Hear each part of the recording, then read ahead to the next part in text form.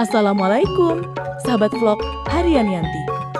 Bagaimana kabar kalian hari ini? Kembali lagi bersama saya di progres pembangunan paling ikonik di Jawa Barat.